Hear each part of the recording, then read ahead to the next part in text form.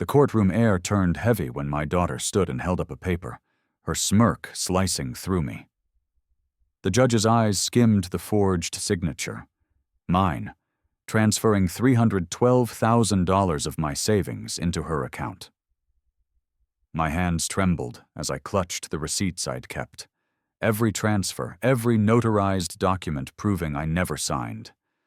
My vision blurred, heat climbing my neck, yet I stayed silent, watching her sink deeper into her own lies. By the week's end, the fraud unit had her cornered. She called, voice cracked, begging for mercy. I finally understood. Silence could be sharper than any words. Don't forget to subscribe to the channel and comment where you are watching from. Thanksgiving in our family always looked the same from the outside. A long oak table stretched across the dining room, polished silver laid neatly on linen, steam rising from roasted dishes my daughter insisted had been perfected for her in-laws. Candles flickered low, making shadows crawl up the walls. On the surface, it looked like tradition, warmth, belonging. But beneath the table, my hands shook as I pressed my palm against my pocket. Inside was a folded receipt. The $14,800 I had wired her only last month, marked as Christmas fund. I had thought it would help. Airfare for her in-laws, toys for her kids, even the down payment for their ski cabin getaway. I thought if I gave enough, the edges of her voice might soften toward me. Instead, she leaned back in her chair now, glass raised, her eyes catching mine with a spark I knew too well. "Real family pays their way," she sneered, letting the words hang in the air like smoke.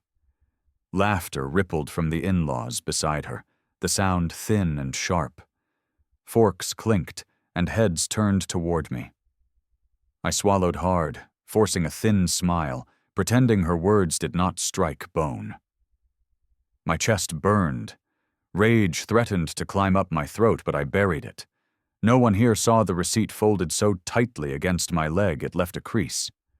No one here knew the late nights I had spent transferring money, rearranging bills, covering gaps. I nodded once, quietly, as though her cruelty deserved acknowledgement. My silence became its own mask. The turkey's skin cracked as someone cut through it. The sound made the room feel smaller. My vision blurred, but I did not move. Her words echoed long after she lowered her glass. Real family pays their way. It circled inside my head until it no longer sounded like English, but like a sentence carved into stone. I shifted in my chair, the polished wood pressing against my back.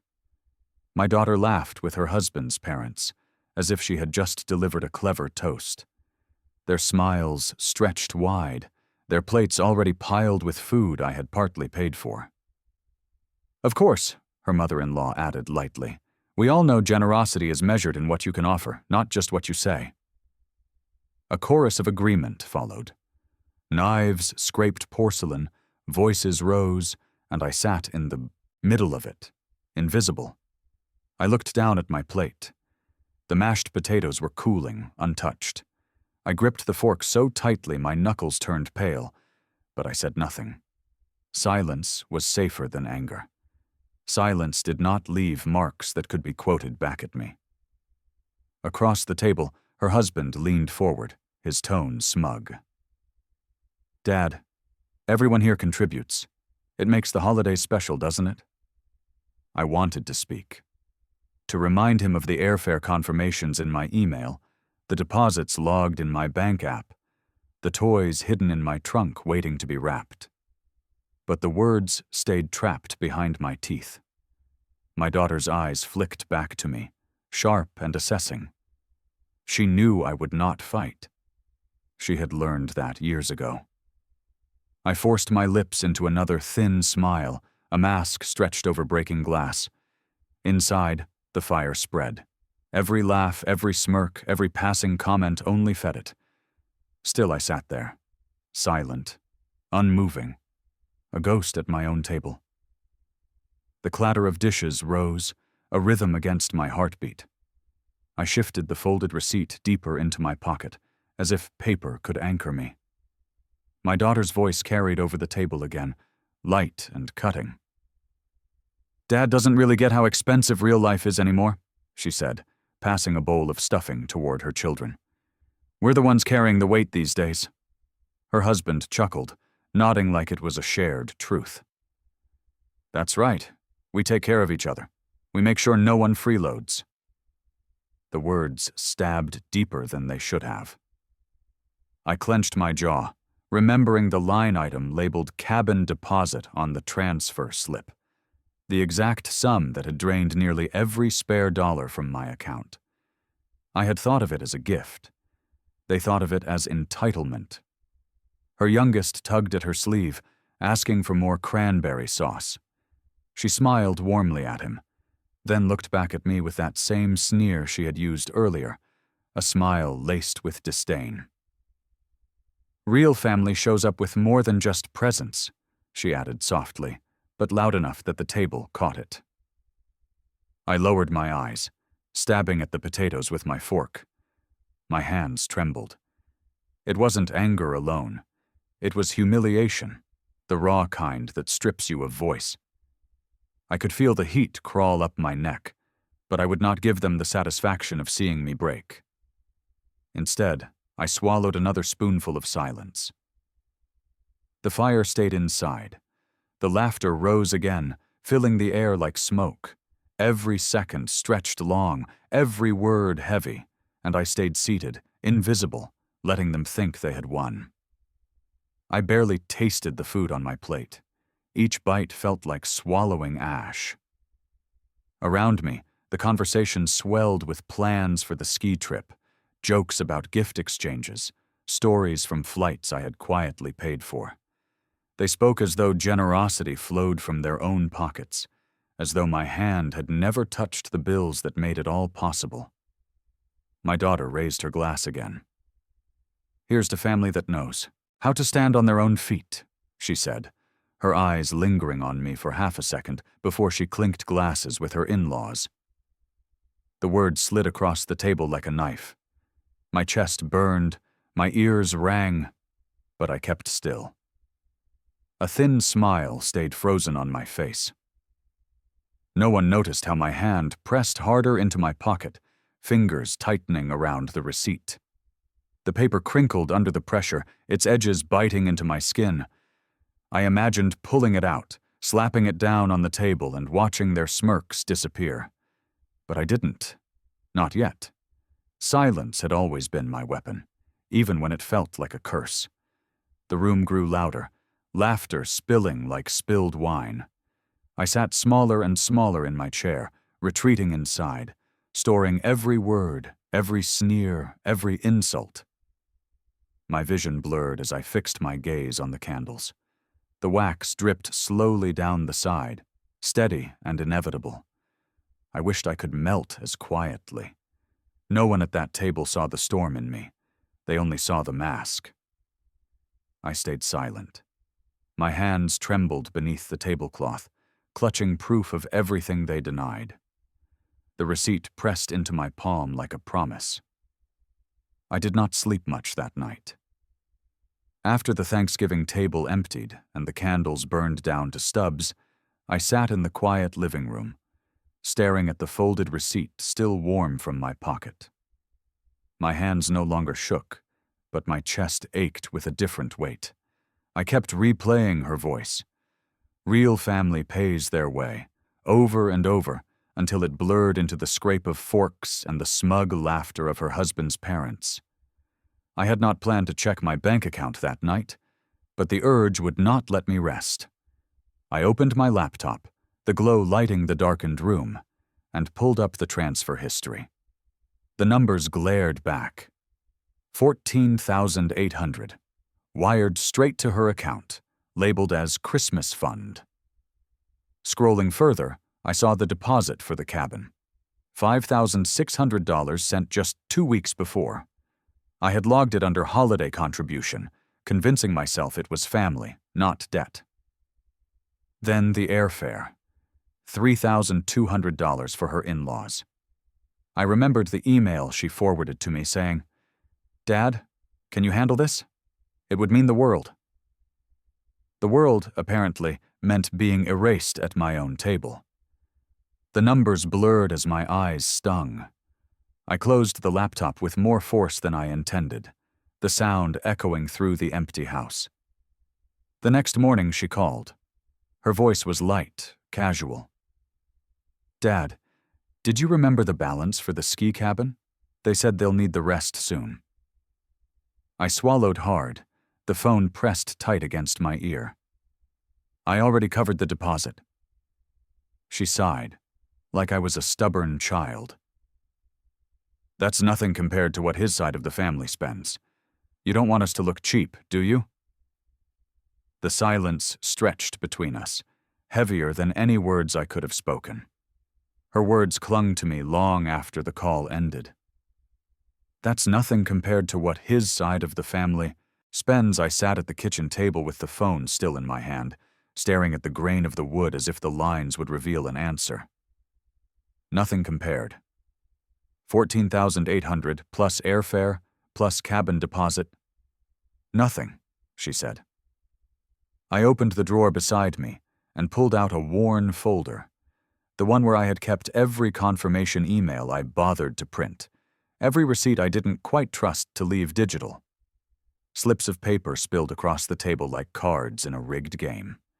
Each one told the same story, me covering, her asking, me saying yes. I sorted them by date. August, transfer for school fees, she said, were urgent. September, payment for car repairs when her husband's bonus had not arrived. October, the ski cabin deposit. November, the Christmas fund. And now, her voice still fresh in my ear, asking for more. The pattern was so clear, I wondered how I had ignored it for so long.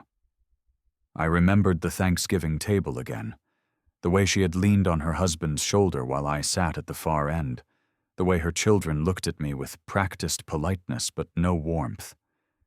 I remembered her sneer when she raised her glass. Real family pays their way. I had thought I was family. I pushed the papers into a neat stack, aligning the corners with deliberate care. My breathing slowed. For the first time in years, I did not feel like a provider. I felt like a ledger they believed would never close. A knock at the door startled me. When I opened it, a delivery driver stood holding a large box. The label showed my daughter's name, my address as sender.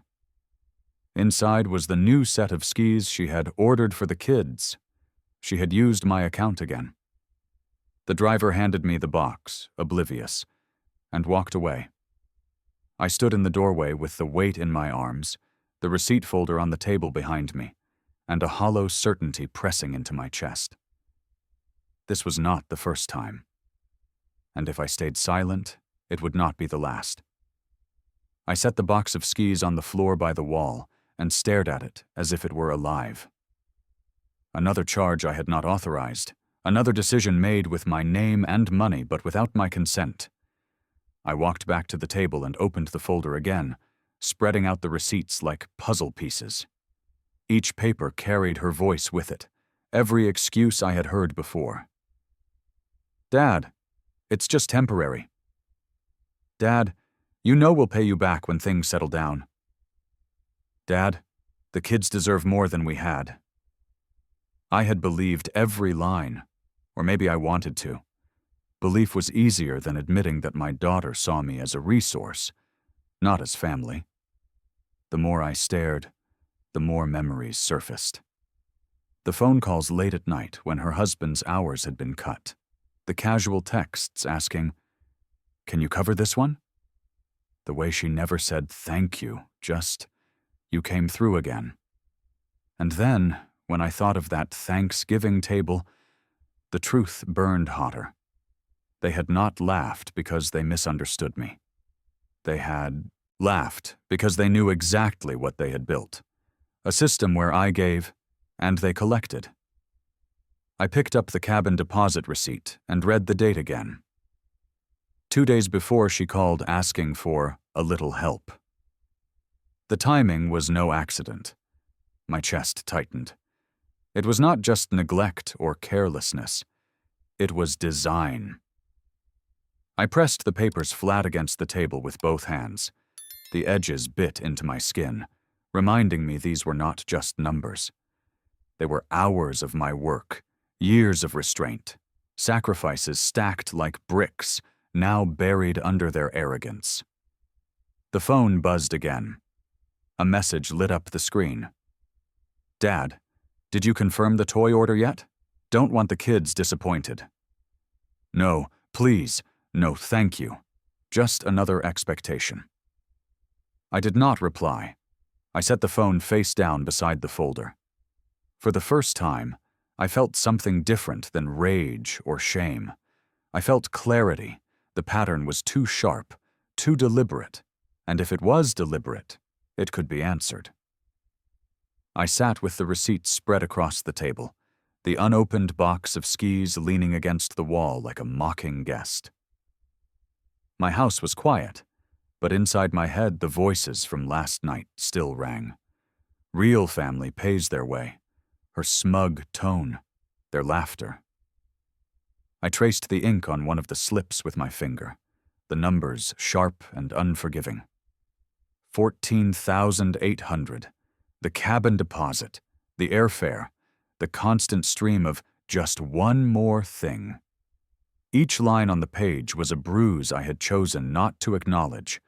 The shame of it pressed heavy on me. I had thought generosity would buy me closeness. Instead, it had purchased my own erasure. At that table, in front of her in-laws, I had been reduced to a wallet with a name attached. I remembered her sigh on the phone, the way she had said, "That's nothing compared to what his side of the family spends." The sentence snapped something inside me. It was not comparison. It was dismissal. She had dismissed years of my sacrifices as nothing. I leaned back in my chair, staring at the folder of proof. Each paper was small on its own, but together they told a story. Not of a daughter needing help, of a family living on my silence. The phone buzzed again, another message. "Don't forget to send the balance soon. They're waiting." I flipped the phone over without answering. My reflection in the black screen looked tired, older than I remembered. But there was something else too. A steadiness. The receipts were no longer just reminders of humiliation. They were evidence. And evidence, in the right hands, had power. I stacked them carefully, pressed the folder shut, and slid it across the table. My fingers lingered on the cover. The decision wasn't made in words. It was made in silence, in the press of paper under my palm, in the fire that no laughter could smother now. Outside, a cold wind rattled the window panes. Inside, the choice had already begun. The folder stayed on the table. Waiting. The folder sat on the table where I had left it, a mute reminder of everything I had allowed. All day I moved around it, pretending I could ignore its weight, but my eyes kept drifting back. By nightfall, I could not resist anymore. I sat down, opened the folder again, and spread the papers in neat rows. Each line was clear, but together they hinted at gaps. There were withdrawals I did not remember authorizing, totals that felt too round, as if someone had trimmed or padded the numbers. Curiosity sharpened into something else. I powered up my computer, pulled the laptop closer, and opened my email. My daughter had always preferred convenience. If she thought she could cut corners, she did. I typed her name into the search bar. The screen filled with threads. Subject lines, cabin booking confirmation, airfare itinerary, toy orders. Some messages were forwarded directly to me, but others were not. In the middle of it, one caught my eye. A receipt from a booking site. I clicked. There it was. The cabin deposit confirmation. I scanned the details, comparing it to the printed copy I had saved. The numbers matched, but the recipient list did not. My email was on the CC line, but so were two others, her husband and his parents. The realization hit like cold water. She had not just asked me for help. She had broadcasted my payment, proof of my contribution, as if it were her achievement to parade before them. My jaw tightened. I clicked through more threads. One after another, the pattern repeated. Whenever I paid, she forwarded the receipts not to thank me, but to show them, to prove she had leverage. The laughter at Thanksgiving returned to me in full color. They had not laughed because they thought I was stingy. They had laughed because they already knew. My money was their holiday's foundation, and my silence was their entertainment. The screen's glow burned into my eyes as I scrolled faster, piecing together her trail. Every digital slip she had left behind was another nail in the truth. I leaned back, exhaling slowly. My role in their game was written here, plain as numbers. Provider, nothing else. But the difference now was simple. I had proof. I sat forward again, the glow of the laptop washing my hands pale. Proof was not enough. I needed patterns, something undeniable, something that could not be dismissed as memory slipping or numbers blurred by fatigue. I dug deeper. The airfare receipts came first. I opened one from early November. $3,200. I knew that figure well. It had drained an entire paycheck. But the forwarded copy in her thread had a different total. $2,000. She had shaved the number down before sharing it with her husband's parents, as if to suggest she had covered the rest. I scrolled further, opening another. Same trick. Always the same. My name remained in the payment line, my account charged, but the figure sent forward told a different story. She had not just leaned on me. She had rewritten the narrative, making me invisible while using my money to elevate herself. The more I clicked, the more my stomach twisted. There were toy orders, too. The email confirmation showed my card on file, but in her message to her husband she had written, "I handled it." No mention of me. Not even a pretense of gratitude. I sat back, rubbing my temples. Her voice from the phone echoed, "That's nothing compared to what his side of the family spends. Nothing." She had taken thousands and called it nothing. My fingers tightened on the mouse. I pulled up the cabin receipt again. Side by side, I compared her version to mine. The dates lined up, the booking ID was identical, but the payment line had been cropped out. She had removed any evidence of me. The screen blurred as my eyes watered. I blinked hard, not from sadness, but from the sting of humiliation turning sharp. It was no longer about money. It was about erasure. The folder on the table behind me whispered its presence. Paper, ink, timestamps. Now the screen added a new layer, digital proof. Each alteration, each missing line, each carefully forwarded copy told the story of someone who wanted my money but not my name. I whispered into the empty room, my voice hoarse. "Why?" The silence gave no answer, only the low hum of the laptop fan. I leaned closer to the screen, determined. I had lived years pretending not to see, but now the truth glared back, undeniable, and I could not unsee it. The deeper I searched, the more the story wrote itself. It was not random. It was not oversight. It was a design stretched over months, maybe years. Buried between travel confirmations and toy orders, I found something smaller, almost hidden. A subscription renewal. $99. My card had been used, but I had never signed up for it. The service? Ski equipment insurance? I clicked the invoice. The address listed belonged to her husband. I kept scrolling, heart pounding faster. More small charges dotted the history. Online streaming services, club memberships, even an upgraded phone plan. Each one carried my card number. None carried my name when she forwarded the confirmation to her in-laws. It was clever, in a way. Big requests disguised as family emergencies. Small charges disguised as background noise. Altogether, they painted a clear picture. My silence had become her open account. Her past words resurfaced with new clarity. "Dad, it's just easier if you put it on your card." "Dad, don't worry. I'll adjust later." "Dad, you know you don't even use half your balance anyway." At the time, I had told myself she was rushing, distracted, overwhelmed with children and bills. Now I saw the careful precision. She knew exactly what she was doing. I leaned back in the chair, my chest heavy. For years I had thought her requests came from need. Tonight I saw them for what they were: entitlement dressed as necessity. I clicked open another forwarded email, one line stopping me cold. She had written to her husband's father, attaching the airfare receipt. "We managed to get a discount. Dad helped a little, but we covered the important part." A little. The entire charge had drained my account. I closed my eyes, gripping the edge of the desk until my knuckles ached. The room felt smaller with every breath. The folder on the table behind me was not just a collection of paper anymore. It was the beginning of a case. I turned back to the screen, jaw set. If she thought she had erased me, she had miscalculated.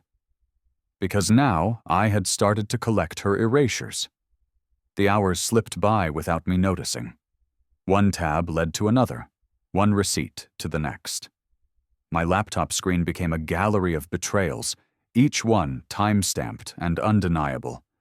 I printed several of them, letting the machine hum in the corner. The sound was steady, comforting in its own way, like proof being carved into paper. Each page landed in the tray with weight, with permanence.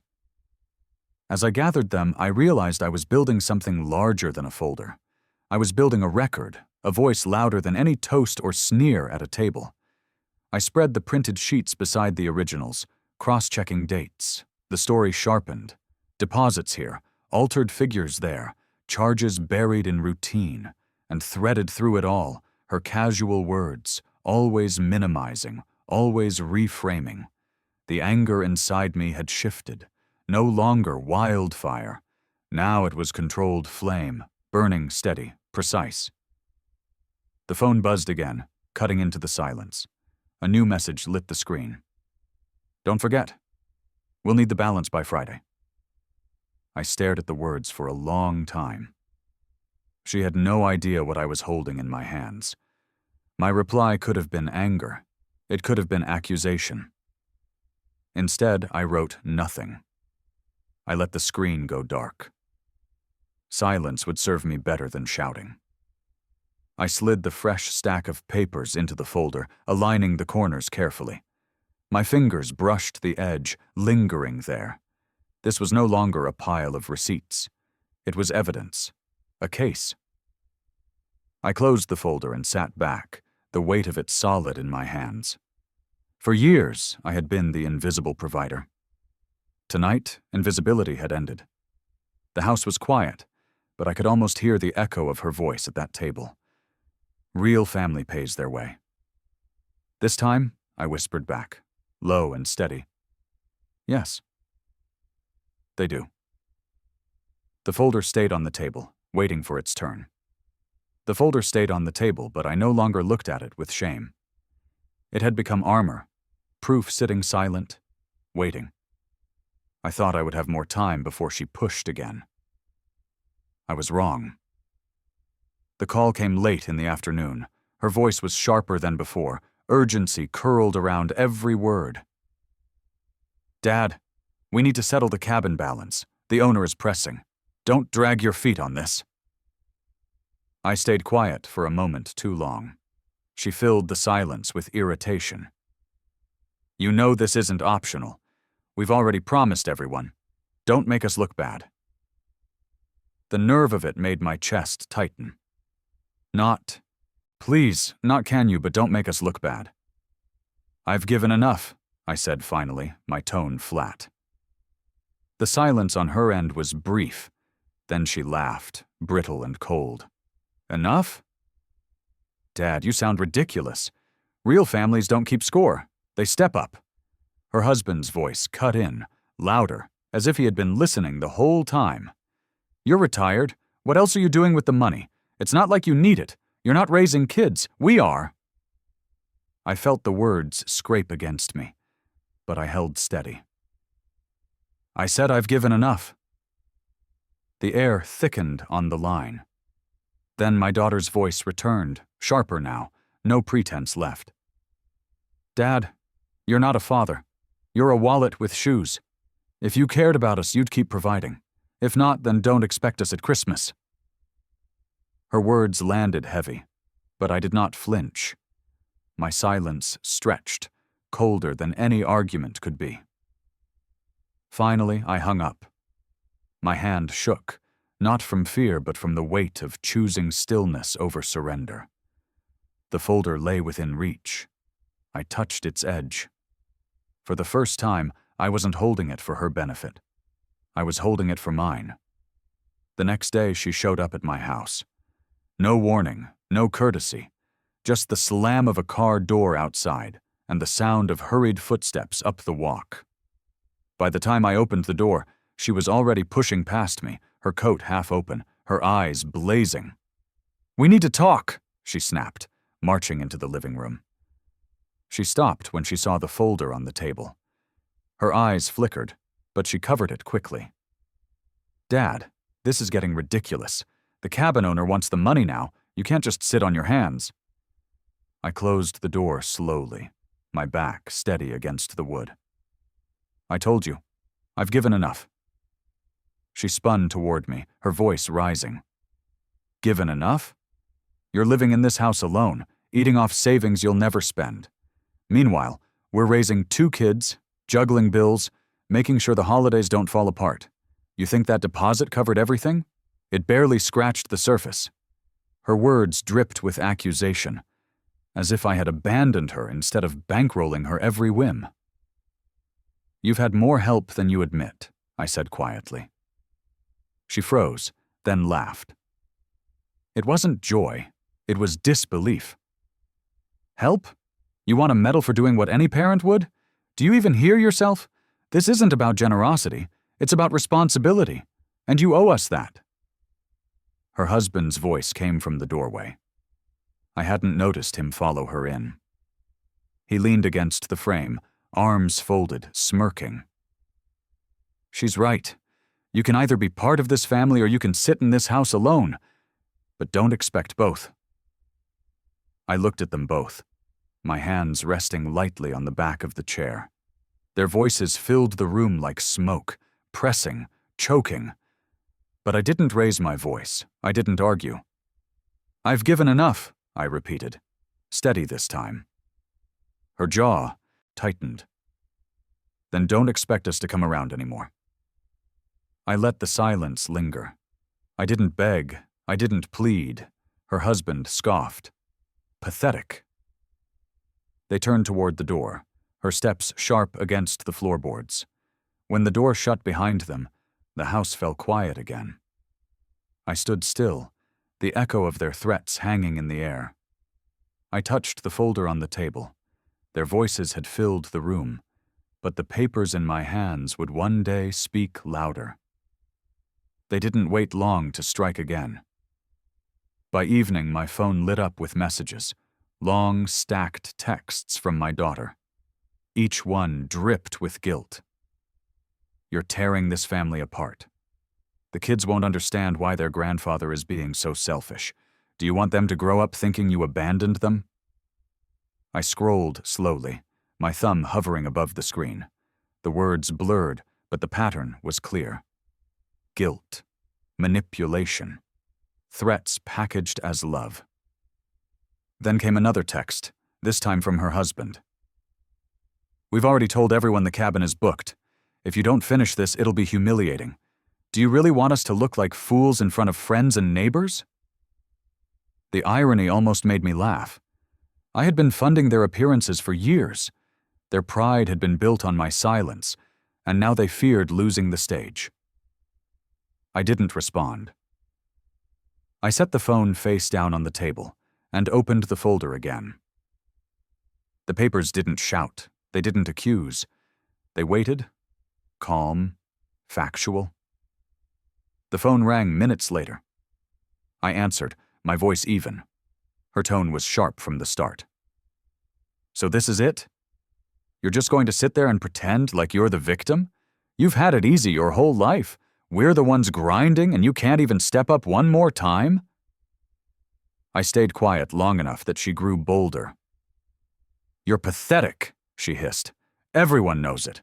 You hide behind your little savings like it makes you powerful. But without us, you're nothing. Do you hear me? Nothing. My hand brushed the top of the folder, steadying myself. I've given enough, I said again, the same calm line, spoken softer than her venom. The silence that followed was jagged. She wanted me rattled, shouting, defensive. Instead, she got nothing but cold stillness. Fine, she spat. When you're alone this Christmas, remember it's because you chose money over family. The call ended. I sat back, listening to the hum of the house. Alone, yes, but not powerless. Not anymore. I gathered the papers, sliding them neatly back into the folder. My fingers lingered on its edge as the phone buzzed again. More messages piling up, each one more desperate than the last. I didn't open them. Their words no longer had teeth. The folder rested on the table, patient, waiting for its turn to speak. And I knew the next move would not be theirs. The folder no longer felt like a burden. It felt like a blade, sharpened and ready. I spent the next morning at the kitchen table, spreading every document across the wood in precise rows. Receipts, confirmations, altered copies I had printed from her emails. For the first time, I wasn't just collecting proof. I was preparing it. I bought a binder and sheet protectors from the corner store, sliding each page in carefully. Bank wires in one section, cabin receipts in another, airfare, toy orders, even the small fraudulent charges, all sorted, labeled, indexed. It was slow work, deliberate, but the rhythm calmed me. Every page I sealed made me stronger. By noon, the binder lay thick and heavy. I stared at the cover, unmarked yet, but I already knew what it meant. It wasn't just paper anymore. It was my voice, documented and undeniable. That afternoon, I made my first call. The law office answered with a clipped professional tone. I explained only the basics: financial exploitation, unauthorized use of accounts, altered documents. The assistant paused, then transferred me. Minutes later, a deeper voice came on the line. This is Attorney Caldwell. You say you have proof? Yes, I said. My voice didn't tremble this time. More than enough. Bring it in, he replied. Once we review, we'll know where you stand. But I'll tell you this now. Once you file, there's no turning back. The words sat heavy but steady. I glanced at the binder. I already knew there was no turning back. We set the appointment for Thursday. I hung up and sat in silence, listening to the low hum of the fridge. The house felt different now, not empty, but focused. I turned to my laptop again, opening a spreadsheet. Line by line, I logged every transfer, every date, every receipt number. The columns filled, the total rising higher than I wanted to admit. Tens of thousands. Money I would never see again, but money that could now speak louder than my silence ever had. I saved the file, backed it up to a flash drive, then another. No single point of failure. Not anymore. I slid both into my pocket and pressed them there, the same way I once held that folded receipt. Only this time I didn't feel weak. I felt ready. Thursday came faster than I expected. I walked into Caldwell and Mark's with the binder pressed against my chest, the weight both grounding and unnerving. The office smelled of leather and ink, walls lined with law books that looked older than me. The receptionist nodded me toward a door. Inside, a man in his 50s sat behind a dark desk, his tie loose but his eyes sharp. Attorney Caldwell. I set the binder down, the thud echoing in the quiet. He flipped it open, skimming the first few pages. His brow tightened. He kept turning. Bank wires, receipts, altered figures, forwarded emails, all laid out in black and white. When he finally looked up, his voice was steady. "You've been carrying this for a long time." I nodded. He tapped one page with his finger. "This is more than poor manners. These are fraudulent misrepresentations. Altered amounts, unauthorized charges. If you wanted, you could push criminal, at the very least, civil action." The word settled like iron in the room. Fraud. Criminal. I had thought of it as betrayal, but betrayal didn't carry weight in court. Fraud did. He leaned back, studying me. "But I'll be clear with you. Once you take this step, your relationship will never look the same. Once you file, there's no turning back." I exhaled slowly, eyes fixed on the binder. "It already isn't the same." His expression softened, but only for a moment. "Good. Then here's what you need. We'll document everything in order. You'll sign affidavits confirming these charges weren't authorized. We'll subpoena the banks for statements. And when this goes to court, the evidence speaks for itself. You won't need to shout. The paperwork will." I nodded again, quieter this time. That was all I wanted, that the paper would speak louder than my silence ever could. He pushed the binder back toward me. "Take this home tonight. Make copies. Don't let it out of your possession until we file. We'll build from here." I rose, gripping the binder with both hands. For years, my daughter's words had made me feel small. Today, this man's words made me feel steady. As I walked out of the office, the weight of the binder no longer felt heavy. It felt like leverage. That night, I cleared the dining table and laid the binder in the center like it was an altar. The lawyer's words echoed in my head. Make copies. Keep it safe. I powered on the scanner, feeding in page after page. Each sheet slid across the glass with a mechanical hum, and each digital copy appeared on my screen like a reinforcement arriving to the battlefield. When I finished, I saved the files to 2 flash drives, then burned a disk for good measure. Redundancy meant security. Still, a voice nagged at me. What if the binder vanished? What if she or her husband decided to cross a line I hadn't imagined yet? I called my cousin Mark. He was one of the few relatives who never asked for anything, a quiet man who ran the hardware store down on Main. When he picked up, I spoke carefully. "I need a favor.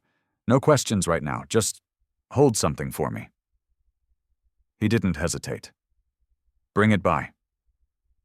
10 minutes later, I slid one of the flash drives into an envelope and handed it to him behind the counter. His eyes flicked to my face, searching, but he didn't push. "You need me, you call, that's it." Walking back to my car, I felt lighter. A small circle of trust. Not many people left in it, but enough. When I got home, I tucked the binder into a fireproof safe. The hum of the lock snapping shut gave me a strange comfort. For the first time in months, I felt like I was not reacting. I was preparing. The phone buzzed on the counter. A new message from my daughter. "Dad, just checking in. Did you sort the balance yet?" Her words tried to sound casual, but I could read the undertone. Pressure disguised as politeness. I didn't answer. Not yet. Instead, I opened the spreadsheet again, reviewing the totals. The figure stared back at me, higher than I had admitted even to myself. Over 32,000, every cent documented, signed, sealed, and undeniable. I leaned back in my chair, the glow of the screen reflecting in the dark window. My reflection looked calmer than I felt, but behind the calm sat something else. Resolve. They thought they held the strings. They didn't see that the knots were already loosening. The next morning, I dialed the bank. A calm voice answered, asking for my account details. I gave them everything, steady and precise, though inside my chest beat fast. I want fraud alerts activated on all activity, I said. Every charge, every transfer. If anything happens without my direct approval, I want a call. The representative paused, then confirmed. We'll lock it down for you. You'll get an immediate notification for every attempt. I thanked her, then hung up. For years I had let my accounts run quietly, thinking family would never cross certain lines. Now I knew better. I also called the credit bureau, placing an alert there too. If anyone tried to open an account in my name, it would be flagged. The process took less than 20 minutes, but when I hung up, I felt like I had sealed another door they could no longer walk through. That evening, I opened the binder once more, flipping to the cabin deposit section. I added a note in the margin, verified with bank logs. Each annotation turned my pain into precision. I even called the cabin owner himself, keeping my tone light. Just confirming the balance due is tied to my deposit, I said. Yes, sir, he replied. We received it under your name, waiting on the remainder. Under my name. Not hers, not theirs. Mine. I hung up slowly, a faint smile tugging at the corner of my mouth. They had been parading my money as theirs, but the records told the truth. And truth, I was learning, had a way of waiting patiently until the right moment. Before bed, I gathered the binder, the flash drive, and the disk into one neat stack. I placed them back into the fireproof safe, my hand lingering on the cold metal. This was no longer about survival. It was preparation for something larger, something final. The house was silent except for the wind pressing against the windows. I sat at the table with a cup of tea, staring at the faint glow of my phone. More messages had piled in from my daughter, some sharp, some dripping with guilt, others framed as jokes. I let them sit unread. Instead, I whispered to myself, steady as a verdict. The paper will speak. And for the first time in years, I felt the weight on my shoulders shift. The folder, the binder, the drives. They weren't just defenses anymore. They were weapons. Waiting. It started small. A comment at the grocery store. Mrs. Henderson, who had lived 2 doors down from me for 20 years, paused by the cart of apples I was filling. I saw your daughter the other day, she said carefully, her lips pressed into a thin line. She was talking about that ski trip again, but she mentioned something odd, that she'd covered the whole thing herself. Her eyes lingered on me, waiting. I forced a polite smile, but inside, something shifted. Word was spreading, but not in the way she intended. Later that week, at the post office, one of my neighbors leaned close after greeting me. People are talking, he murmured. You always kept them afloat, didn't you? Everyone knows it. The way she parades around, you'd think she built all this from scratch. But we know. I didn't confirm. I didn't deny. I simply nodded once, sliding my letters across the counter. At church on Sunday, the whispers thickened. I felt eyes on me during the hymns. Afterward, one of the elders pulled me aside. His voice dropped low. Don't carry shame that isn't yours. Folks are seeing her for what she is now. Each word landed heavier than a sermon. I walked home that afternoon with the strange comfort of knowing the story was no longer one-sided. My silence had not protected her. It had only delayed the truth. The binder in my safe was strong, But these whispers were stronger in another way.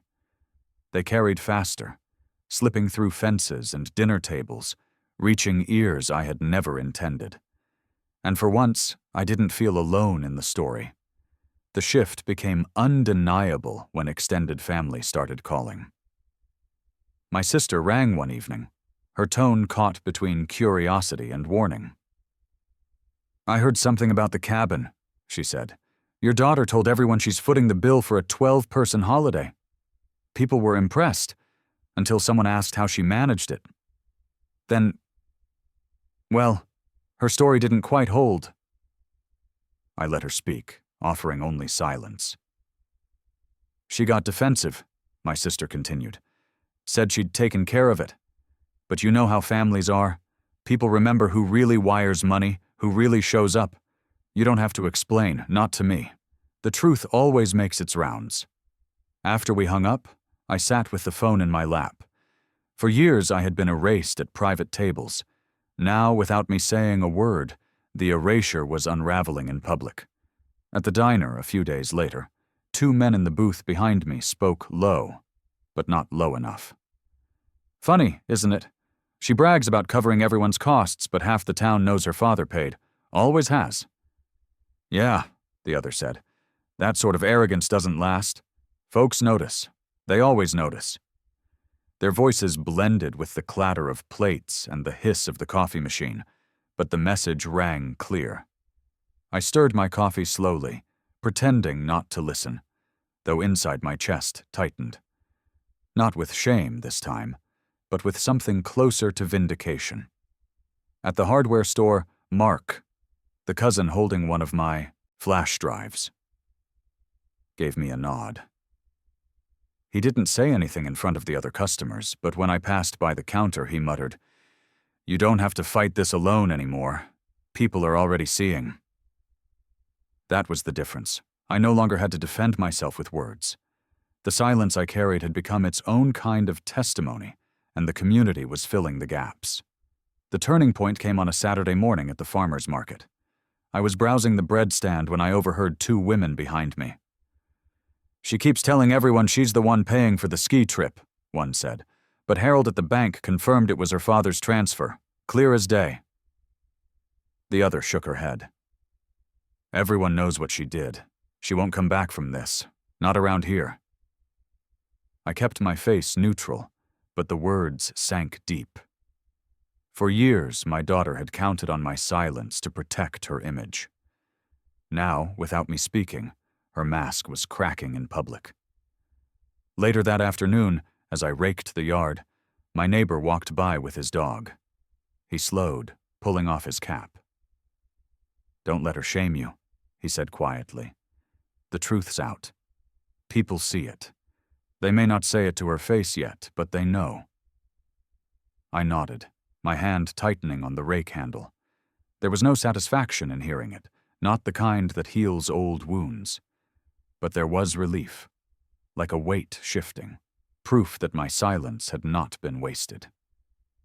By evening, even her in-laws' names were slipping into the whispers.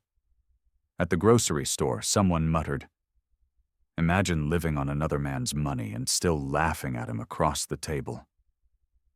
The words followed me out into the cold air, sharper than the wind. Back home, I set down the rake and went inside. I poured myself a glass of water, staring at the binder locked in the safe. The community had begun to do what I never dared: speak aloud. And soon, it wouldn't just be whispers. The papers were waiting for a louder room. The courthouse smelled faintly of old wood and paper, the kind of air that carried secrets long after the cases had closed. I sat on the bench outside the chamber, the binder heavy in my lap. My hand rested on its cover, steady now. No trembling, no hesitation. When the clerk opened the doors, I walked inside. The room was filled more than I expected. Neighbors had come, cousins too, even a few of my daughter's friends. Whispers floated like dust, settling on us all. She sat at the opposite table, her husband beside her, both dressed neatly, their faces composed into polite masks. But I could see the tightness around her mouth, the way her hands wouldn't stay still. The judge entered, and the murmurs died. We rose, then sat. The case was called. "Mr. the judge began, his voice firm. "You allege unauthorized use of funds, misrepresentation of receipts, and fraudulent transfers. Do you have supporting evidence?" I rose slowly, binder in hand. "Yes, Your Honor." The Asitor bailiff carried it forward. The judge flipped open the cover, his eyes narrowing as he scanned the first pages. He looked up at me. "These appear extensive." "They are," I said, my voice calm. "Every dollar accounted for, every lie documented." The room was silent. My daughter shifted in her chair. Her husband leaned in to whisper something, but she waved him off. The judge turned another page, then another. His brow furrowed. A $14,800 wire labeled Christmas Fund. "Mr. You claim this was for your daughter?" "Yes." He looked at her. "Is that correct?" She hesitated, eyes darting across the room. "It was a family contribution." The judge's gaze sharpened. "Yet it originated solely from your father's account. Explain." Color drained from her face. Her mouth opened, then closed. Around the room, whispers swelled again, low but rising. The judge held up the receipt, his voice echoing through the chamber. "Real family pays their way, correct? That was your statement at Thanksgiving?" The words cut the air like glass. My daughter's head dropped, her hands twisting in her lap. For the first time in years, I did not feel erased. The paper spoke louder than any voice I had ever raised, and the room listened. The judge lowered the receipt slowly, eyes moving from her to me, then back again. He gestured for Attorney Caldwell to proceed. Caldwell rose smoothly, binder in hand. His voice was clear, clipped, precise. "Your Honor, page 12 contains the airfare receipts, $3,200 in total, drawn from my client's account. You will note, however, the forwarded copies." He held up 2 sheets side by side. "Were altered. The figure cropped to show only $2,000, presented to her in-laws as if she had paid the difference." The judge studied the pages, his expression hardening. "Forgery by omission," he muttered. Caldwell continued, his tone sharpening with each page. "Next, the ski cabin deposit, $5,600, paid entirely by my client, yet forwarded without his name on the payment line. It was reframed as her own contribution, despite clear evidence to the contrary." The whispers in the gallery grew louder. I caught sight of Mrs. Henderson in the back row, her lips pressed tight, her head shaking. Caldwell set the altered copy beside the original. "This is not misunderstanding. This is a deliberate pattern. My client was not thanked, he was erased." My daughter shot to her feet, her voice shaking but loud. "That's a lie. He said he wanted to help. He insisted. He lives alone. He doesn't even use the money." The judge lifted his hand. "Sit down." His tone silenced her instantly. "This is not about convenience. This is about consent and representation." Her husband leaned in, muttering something under his breath. I couldn't hear it, but I saw his smirk. Caldwell's voice cut through again.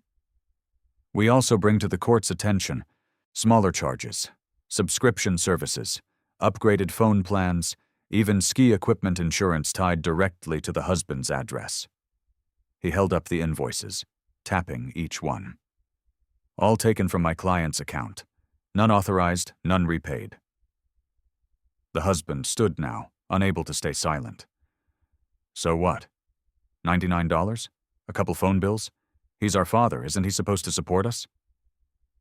The courtroom buzzed. The judge slammed his gavel once. "You will wait your turn." The husband sat down hard, his jaw clenched. Caldwell turned calmly back to the bench. Your Honor, this is not family support. This is exploitation. Documented, repeated, systematic. The judge nodded slowly, his hand running along the edge of the binder. It appears, Mr. So, that your silence has been carrying more than this family realized. I bowed my head slightly. Not in shame this time, but in quiet acknowledgement. The gallery was no longer whispering. They were watching with sharpened eyes, the story unfolding in real time, proof stacked against pretense. For the first time, I wasn't the one on trial at all. The judge tapped the binder with his pen, the sound echoing in the still room. Miss, do you dispute these figures? My daughter's lips parted, but no words came.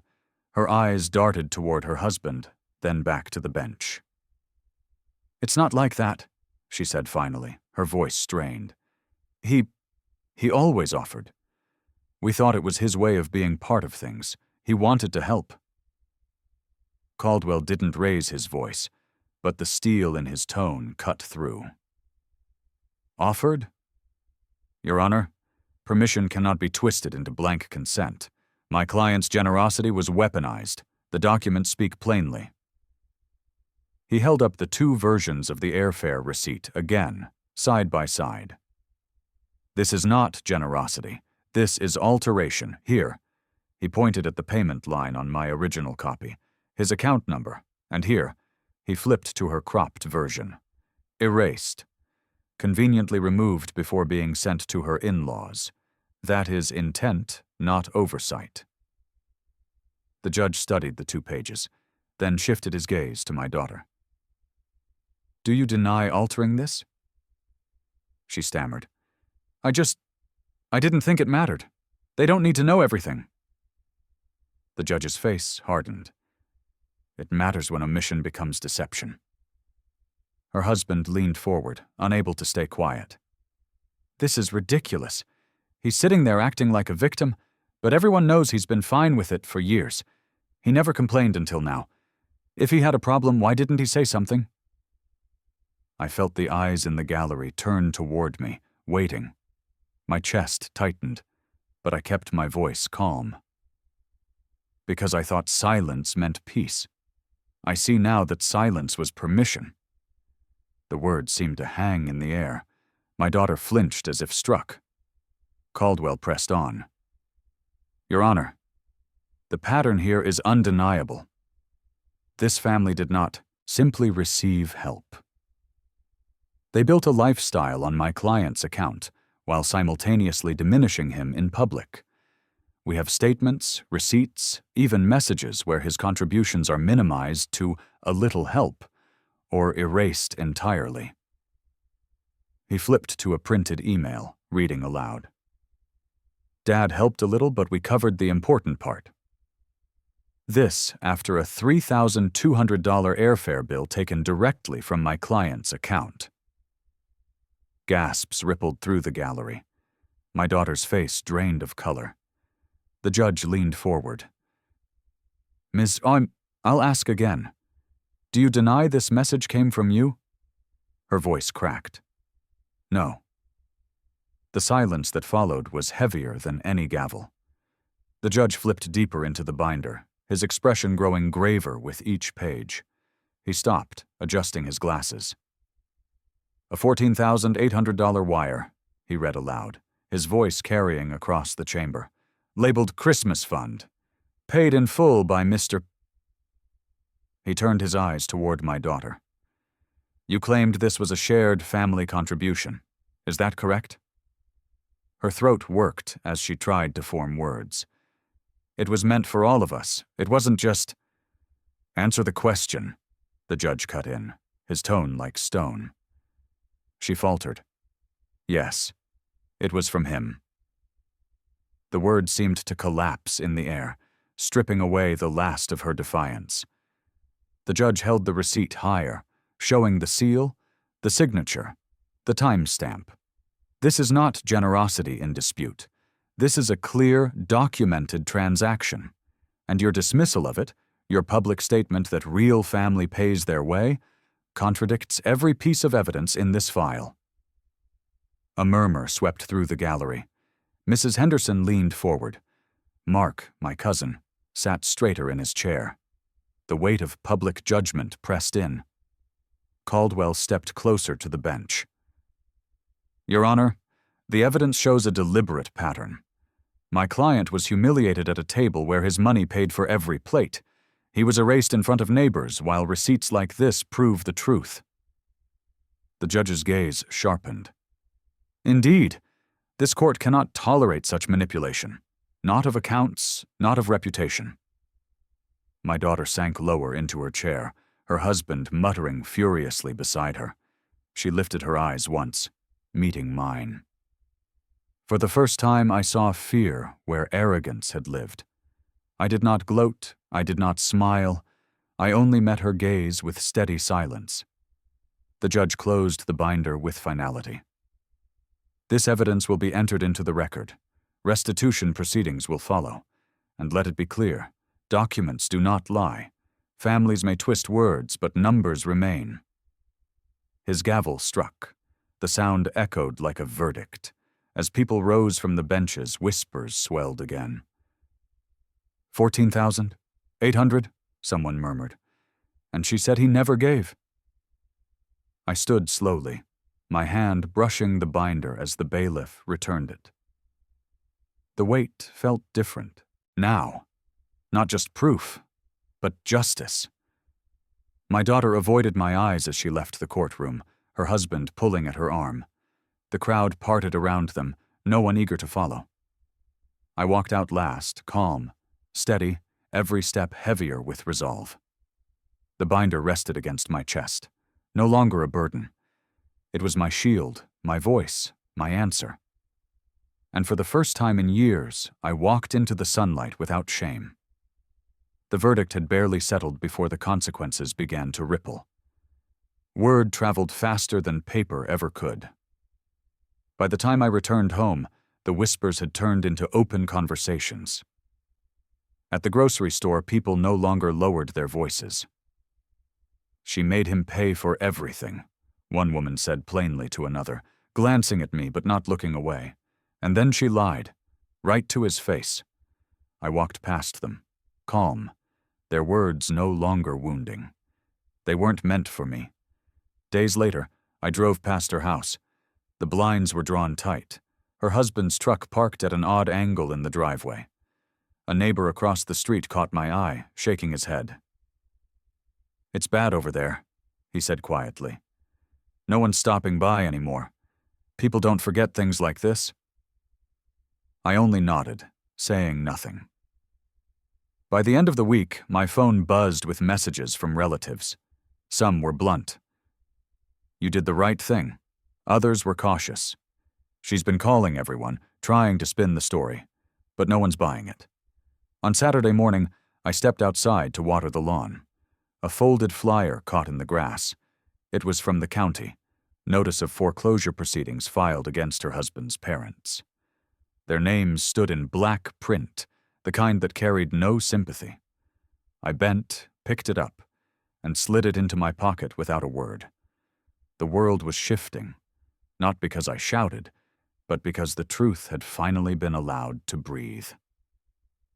It was a Wednesday afternoon when the collapse became impossible to hide. I had just returned from the bank when I saw a small crowd gathered 2 streets over. Curiosity tugged at me, and I walked closer. There she was, my daughter, standing on her own porch, a sheet of paper trembling in her hands. The sheriff's deputy had just left, the yellow eviction notice taped firmly to her door. Her children clung to her legs, confused, while her husband paced in the driveway, muttering curses loud enough for everyone to hear. The neighbors didn't intervene. They only watched, their faces tight with disapproval. Someone whispered, "After everything she took from him." Another shook their head. I stayed at the edge of the crowd, unseen. My chest was strangely calm. For years, I had imagined what it might feel like to see her finally exposed. I thought I might feel joy, or vindication, or rage satisfied. Instead, I felt nothing but clarity. She looked up once, scanning the faces around her. Tears streaked her cheeks, her mouth trembling. "This isn't fair," she choked, her voice carrying across the lawn. "He's my father. He was supposed to take care of us." A neighbor muttered back, not unkind but firm. "He already did, more than you ever admitted." Her husband slammed a fist against the hood of his truck, but no one moved closer. They stood isolated now, the community circling with silence instead of sympathy. I turned away before she could see me. My footsteps were steady on the sidewalk, the sound of her sobs trailing faintly behind me. For the first time, I understood. Punishment didn't need my hand. It unfolded on its own. The weeks that followed carved the story into stone. Invitations stopped reaching them. Family gatherings no longer included their names. At church, no one saved them seats. At the diner, no one waved them over. I didn't gloat. I didn't need to. Their absence was its own confession. Word spread that her in-laws had moved out of their house in the dead of night, slipping away under debt they could not outrun. The truck sat abandoned in the driveway for days before the bank finally hauled it off. My phone rang less often.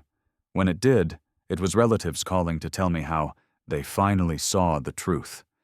Some asked if I was all right.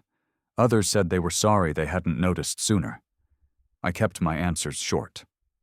"I'm fine," I told them. And I was. One evening, I passed by her street again. The porch light was off. Toys lay scattered in the yard, untouched. A "for sale" sign leaned crooked in the grass. I parked a block away and sat in the car for a moment, watching the house where her arrogance had once reigned. Now it stood hollow, stripped of the pride it was built on. I didn't step out. I didn't knock. I didn't need to. Back home, I poured myself a glass of water and sat by the window, listening to the quiet hum of the night. For years, their voices had filled every corner of my life, demanding, belittling, consuming. Now the silence was mine, and it was enough. The binder rested in the safe, untouched since the verdict. I no longer needed to open it. Its work was done.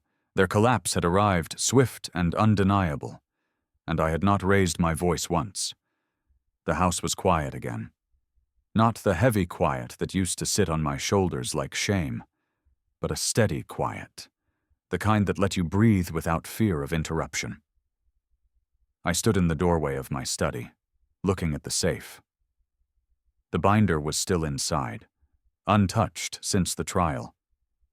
I thought about opening it, flipping through the pages again, letting the ink remind me of what I had endured. But I didn't.